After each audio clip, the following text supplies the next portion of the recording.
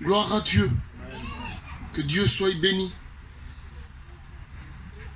Je suis dans la joie d'être avec vous ce soir et de voir des gens qui me font plaisir. Tout le monde me fait plaisir que vous soyez tous ici. Mais il y a des gens dans lesquels mon cœur est dans la joie de les voir ici. Et ce soir, je ne me suis pas préparé à vous apporter un message ou à rechercher un message. Ce soir, je voudrais vous témoigner de ce que Dieu a fait dans ma vie. Comme l'ont témoigné avant moi mon frère et ma sœur, de ce que Dieu a fait dans ma vie. Et le chant qui vient juste d'être chanté, je l'ai vécu. J'ai vécu ce chant. J'étais dans les problèmes et je m'en sortais pas. Je voulais m'en sortir, mais je n'y arrivais pas. Mais le chant a dit que la solution était quelque part. Et la solution, elle est en lui. Et ce soir, toi qui es ici, la solution ce soir est ici. Que Dieu soit béni. Nous allons présenter ces moments devant Dieu. Parce que il dit que nous ne pourrions rien faire sans lui. Et ce soir, je veux que lui vienne conduire ces moments, les diriger. En écoutant les chants, en écoutant les témoignages, j'ai pu prendre quelques notes. Et avec cela, le Seigneur va dire ainsi, qu'il remplira ma bouche. Et ce soir, je m'attends à mon Seigneur. Je m'attends au Saint-Esprit. Que Dieu soit béni. Donc, nous allons nous incliner et nous allons ensemble présenter ces moments. Que Dieu soit béni. Je demanderai à mon frère Bélé de présenter ces moments. Que Dieu le bénisse. Seigneur, c'est par ton nom que nous sommes présents ici, moment, Seigneur Jésus. C'est pour ta puissance, Seigneur, que nous sommes là. C'est pour sacrifice, Seigneur Jésus, se sont coulés sur cette croix, Seigneur Père. Que tu puisses bénir ton oint, Seigneur, ton serviteur, Seigneur Jésus. Que ce n'est pas lui qui parle, mais toi, à travers sa bouche, Seigneur Jésus. Que tu puisses bénir les âmes, Seigneur Père, délivrer les cœurs, Seigneur Jésus. Délivrer de toute angoisse, de toute maladie, Seigneur Père. On se remet à toi, Seigneur de vie. Que ton nom soit béni et glorifié. Amen. Amen, gloire à Dieu. Mais moi, je vais vous raconter ce que Dieu a fait dans ma vie. Et je vous dis, je ne dis pas ça pour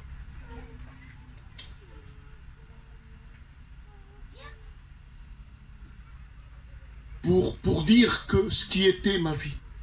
Parce que cette vie, je vais l'oublier. Mais le Seigneur nous appelle à être des témoins. Et dans ce qu'il a pu faire dans ma vie, il peut le faire dans la vôtre. Parce que nous n'avons pas un Dieu, comme il a été dit ce soir, comme l'a dit mon frère Cielo. Notre Seigneur est vivant. Alléluia.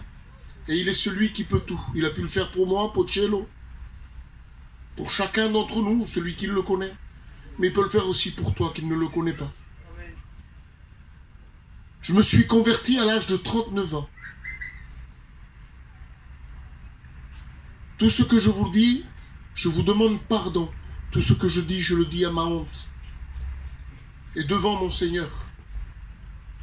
Mais je veux le dire parce que je sais que c'est important. Un témoignage est très important de ce qui était ma vie. J'étais un homme qui a vécu dans le monde à l'âge de 12-13 ans. J'avais mes cousins plus âgés que moi, m'embarquer avec eux parce que je chantais, je jouais de la guitare. Et il m'a mené dans des endroits du monde, c'est-à-dire dans... Excusez-moi s'il y a du deuil parmi nous. Dans les bars, dans l'alcool. Mais très jeune, à 12-13 ans. C'est-à-dire qu'à 14-15 ans, j'étais comme un homme qui avait 18 ou 20 ans. J'étais un homme qui était déjà, en étant jeune homme, dans le monde. Et ma vie, je l'ai vécue comme ça jusqu'à l'âge de 39 ans. Il est arrivé un temps dans ma vie où je me suis marié à l'âge de 21 ans. Et quand je me suis marié, je croyais changer. Les premiers débuts, tout était bien dans ma vie. Les années sont passées et je suis devenu pire. Parce que je m'engouffrais de plus en plus dans le monde. Vous savez, l'ennemi de nos âmes est là. Et je vous donne ma parole, qu'il est là depuis 6000 ans. Et il est encore là. Et il est celui qui ne laisse rien. Il est celui qui veut voler. Aujourd'hui, on vous prêche la parole de Dieu. On vous dit de vous repentir, de venir parce que le Seigneur nous a sauvés, nous a arrachés dont nous étions dans ces ténèbres où j'étais, le Seigneur m'a arraché. Alors le Seigneur me donne à témoigner de cela. Et jusqu'à l'âge de 39 ans, j'ai vécu une vie de pire en pire.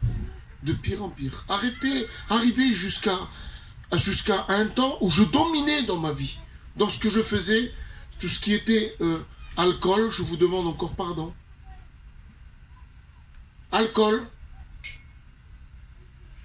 Je faisais mener une vie à ma femme.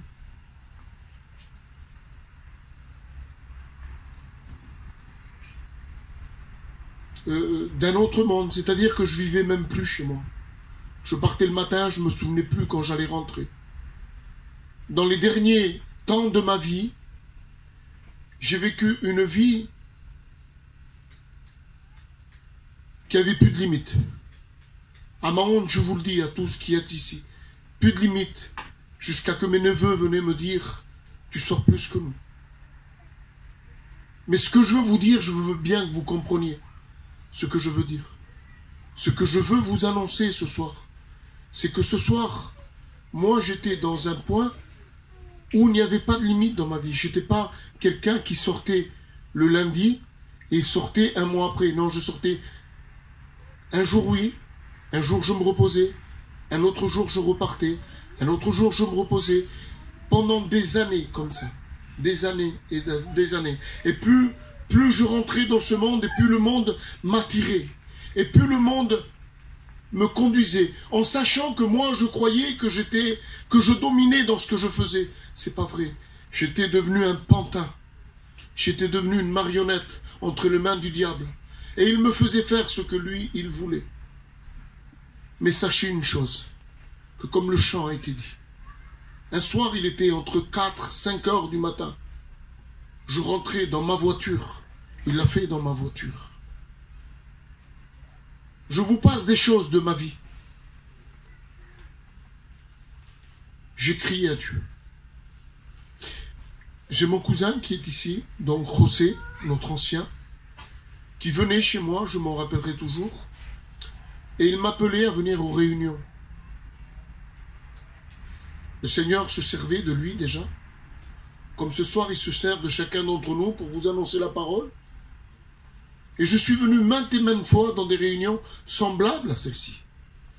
Mais je suis reparti de la même manière que je suis rentré. Mais il y avait déjà un travail qui se faisait de Dieu. Et un soir, à 4-5 heures du matin, je suis rentré et j'ai reçu le Seigneur dans mon cœur. J'ai crié à lui. Et j'ai crié d'un cœur vrai. Et les jours à venir, ma vie a complètement changé. Je ne comprenais même plus ce qui se passait. La parole nous dit ainsi que quand le malheureux crie, l'Éternel l'entend. Et ce jour-là, j'étais vrai dans mon cœur. J'ai pu le réaliser parce qu'à travers la parole que j'ai pu écouter, parce que le Seigneur a donné à chacun d'entre nous une intelligence. Mais il ne nous a pas donné une intelligence pour que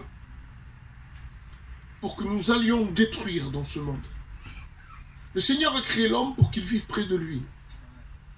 Le Seigneur n'a pas créé l'homme pour qu'il se détruise. Et quand je vous dis et je vous parle d'intelligence, c'est que ce jour-là, j'ai crié à Dieu et il s'est passé quelque chose. Parce que quand j'ai voulu re-aller chez mes amis, où je me trouvais,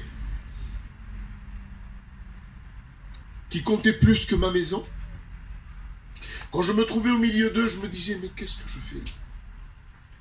Qu'est-ce que je fais là? J'étais plus à ma place. Donc il s'était passé quelque chose. L'Éternel dit ainsi que quand le malheureux crie, il le délivre. Il fait de lui une nouvelle créature quand nous arrivons d'un cœur vrai. Vous savez, se convertir, on peut se convertir. Il y en a qui se convertissent à l'islam, il y en a qui se convertissent dans le bouddhisme. Mais naître de nouveau, on n'en est qu'une seule fois. Naître de nouveau, c'est le jour où on crie d'un cœur vrai et il se passe ce miracle.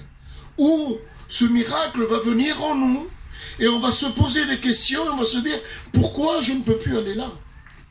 Et tu vas aller contre Dieu et tu vas dire tant pis, j'y vais quand même. Et tu te trouves encore dans le lieu et tu te dis mais qu'est-ce qui se passe? Donc là je vais en venir à ce que je vous ai dit. Le Seigneur nous a donné une intelligence pour cela. Et je me suis accroché à cette bifurcation qui s'est faite dans ma vie. Parce que je vous promets que le chant qui a été chanté, j'ai pleuré à plusieurs reprises. Et rien ne s'est passé dans ma vie. Parce que je pleurais, puis le lendemain je recommençais. Ou je n'étais pas vrai dans ce que je pleurais. Mais je souffrais énormément parce que je donnais une vie à ma femme et à mes enfants qui étaient aujourd'hui. Et je réalise et je demande pardon à mes enfants et à mon épouse de ce que l'ennemi avait fait de moi. Il m'avait conduit à me détruire, à devenir ce que lui il voulait. Parce que ce soir, nous on prêche la parole de Dieu et nous voulons que les âmes se sauvent. Mais l'ennemi de nos âmes est aussi ici pour voler les âmes de ceux qui ne veulent pas venir se donner à Dieu. Il y a deux endroits où passer l'éternité. Où tu choisis ce chemin étroit qui mène à cette vie éternelle, ou tu choisis ce chemin, cette porte large qui mène à la perdition. La perdition, il y a deux endroits, il y a le diable et il y a Dieu. Comme ce soir on prêche la parole, ce soir on vous prêche Jésus, ce Jésus vivant, Amen. Celui qui m'a sauvé, celui qui en a sauvé à plus d'un ici. Amen. On prêche quelque chose qui n'est pas simplement que des paroles. La parole, quand on parle, comme l'a dit le frère tout à l'heure, quand on lit la parole, on veut qu'il nous parle, et il nous parle. Nous avons un Dieu vivant. Par contre, ce que le Seigneur m'avait fait montrer, ce qu'il m'a montré dans ma vie, c'est que je me suis accroché à cela. Et avec le temps, le Seigneur m'a amené où je suis aujourd'hui. Je bénis l'Éternel à cela. Je parle pour toi qui ne le connais pas ce soir. Je ne sais pas de la manière que tu es venu. Comment est ton cœur? Moi, avec le respect que je vous dois, j'étais un alcoolique. Excusez-moi pour le mot. J'étais un alcoolique. Non pas un alcoolique, on va dire c'est un alcoolique. Non, non. Je buvais. Sans l'alcool, je ne pouvais pas vivre comme celui qui se pique ou celui qui se drogue. Je voulais m'arrêter, je pleurais pour m'arrêter et je ne pouvais plus m'arrêter. Parce qu'il fallait que j'aille donner à mon corps ce qu'il avait besoin. Donc je vous parle de quelque chose qui était pour moi dans la perdition. Toi, je ne sais pas de la manière dont tu es venu. Mais le Seigneur, il t'aime. Le Seigneur t'aime. Le Seigneur fait ses dernières réunions. Parce que bientôt, il vient chercher son Église. Et ce soir, je ne veux pas que tu te perdes. Ce soir, je veux que tu te sauves. Cela, c'est pour ceux qui sont là, qui ne connaissent pas le Seigneur encore. La porte est ouverte. Et le Seigneur est vivant. Viens d'un cœur vrai. Et ce qu'il a fait dans ma vie, je te le promets. J'aimais plus les bars, la fête. À ma honte, je le dis, peut-être que mes enfants, j'aimais mes enfants. Mais de la manière où je vivais ce que je vivais, je donnais plus d'importance à ce que je vivais qu'à mon propre foyer. Donc j'aimais plus ce qui m'a mené dans ce monde. Eh bien, le Seigneur m'en a délivré. Amen. Quelle grâce de Dieu. Quelle grâce de Dieu. Je voudrais aussi parler pour ceux qui sont fatigués. Nous sommes en train de lutter, de combattre un combat. Un combat, mais par la foi. Nous ne devons pas nous arrêter à ce qui se passe, à ce que nous voyons, par où nous passons. Bien des fois, l'homme veut faire la volonté de Dieu par lui-même. Dieu ne peut rien pour celui qui fait cela. La parole dit ainsi, n'endurcissez pas vos cœurs. Vous savez ce que veut dire endurcir son cœur? Endurcir son cœur veut dire ne plus être à l'écoute de Jésus. Je parle pour celui où il est né de nouveau, celui qui passe peut-être par les problèmes, celui qui passe par la fatigue. Parce que le Seigneur, il y a quelques jours qu'il m'amène sur cela. Je veux témoigner de ce que je suis afin que vous compreniez que Jésus est vivant, Amen. Que Jésus peut tout. Et que Jésus, pour toi qui ne le connais pas, il peut se faire connaître à ta vie. Si tu le désires d'une foi vraie, d'un cœur vrai, il est celui qui va prendre place dans ta vie. Mais je veux aussi avertir le peuple qu'aujourd'hui, on veut tous faire et arranger à notre manière. J'ai noté des choses comme ici, je dis, Seigneur, on veut faire la volonté de Dieu, mais on veut d'abord réparer par nous-mêmes. Le Seigneur ne peut pas t'aider si tu veux réparer par toi-même, parce que comme je viens de le dire, la parole dit, n'endurcissez pas votre cœur. Endurcir son cœur, c'est ne plus être à l'écoute de ce que Dieu veut te dire. Pourquoi? Parce que tu réponds à travers ta chair. Parce que l'esprit, tu ne l'écoutes plus, parce que tu veux faire ta volonté, tu veux arranger par toi-même. Le Seigneur dit, viens comme tu es, toi qui es chargé, fatigué, viens avec ton problème. Je suis celui qui peut te sauver. Amen. Je suis celui qui peut enlever ce qui t'arrive. Et ce soir, je veux t'avertir de cela. Pourquoi je veux t'avertir de cela? Parce que je suis passé déjà par cela dans ma vie de Dieu. Et j'ai pris un exemple. Il y a un homme dans la Bible qui s'appelait Élie.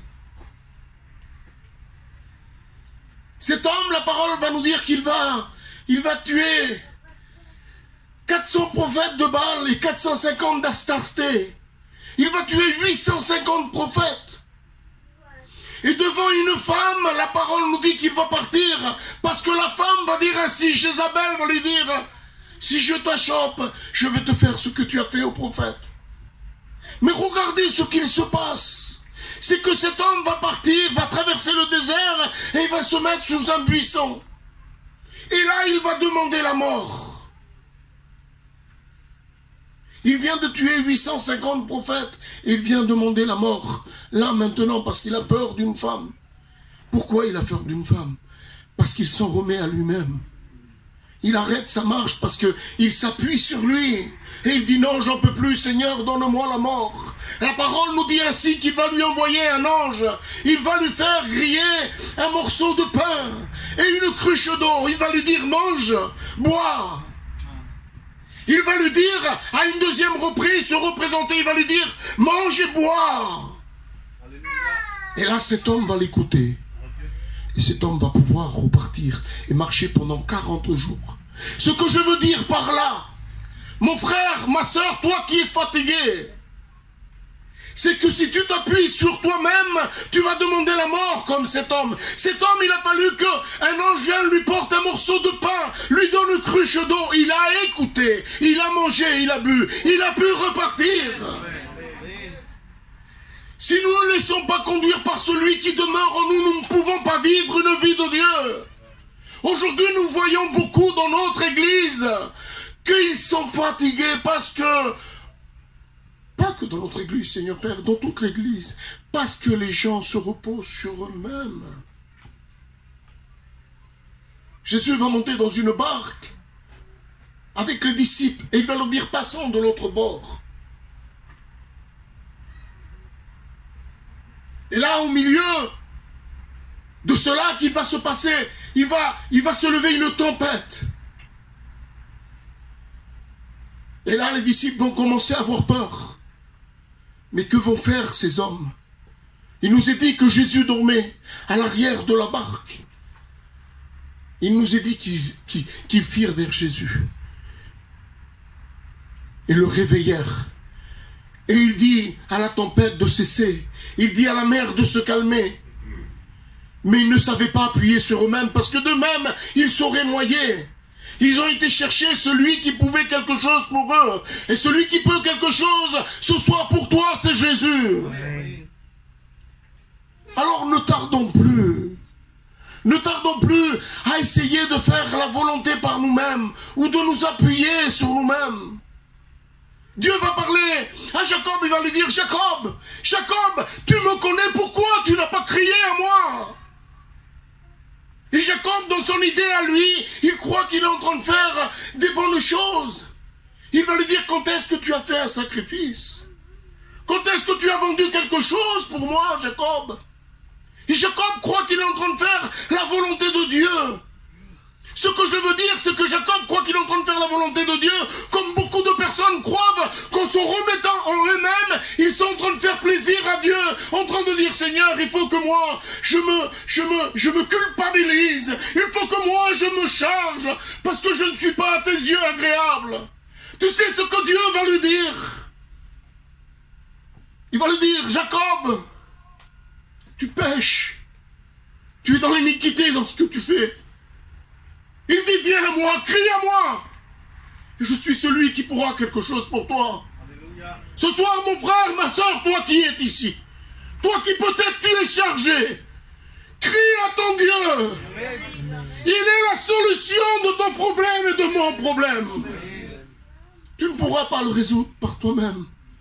Nous sommes des hommes, nous sommes de chair, et nous ne pouvons rien faire sans la volonté de Dieu.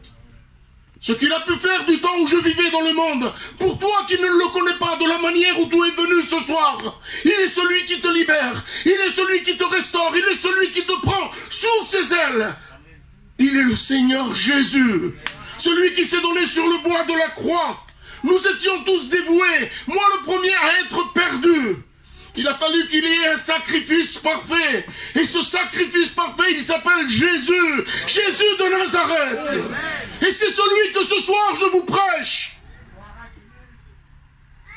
Venez ce soir, rapprochez-vous. Inclinons nos têtes. Le chant disait qu'a chanté tout à l'heure Abraham. Le roi t'appelle.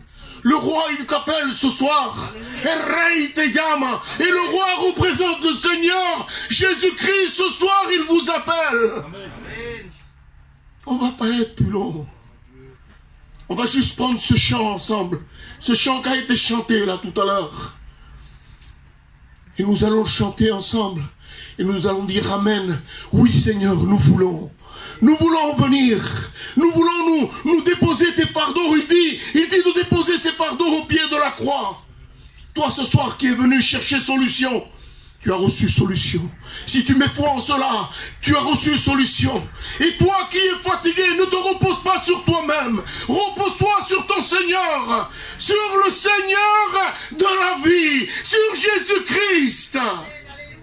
Que Dieu soit béni ce soir. C'est une victoire d'être là. Que Dieu soit béni. On prend ce chant. Alléluia. Mi alma bendice en nombre de Jésus. Je suis dans la joie, vous ne savez pas. Merci au Seigneur. Rien, comme je dis d'habitude, rien ne se fait par hasard. Amen. Si chaque personne qui est ici, c'est parce que Dieu l'a voulu. Et je rends grâce à Dieu. Parce que son œuvre se multiplie, parce que son œuvre grandit, parce que son œuvre est propagée autour de nous. Et nous ne voulons pas le cacher. Il dit une lampe ne se met pas sous la table, mais elle se met sur la table, sur le chandelier. Nous voulons éclairer notre Seigneur. Que le Seigneur soit béni. Alléluia. On chante ensemble ce chant. Aleluya. Gloria a tu nombre, Santo de Israel.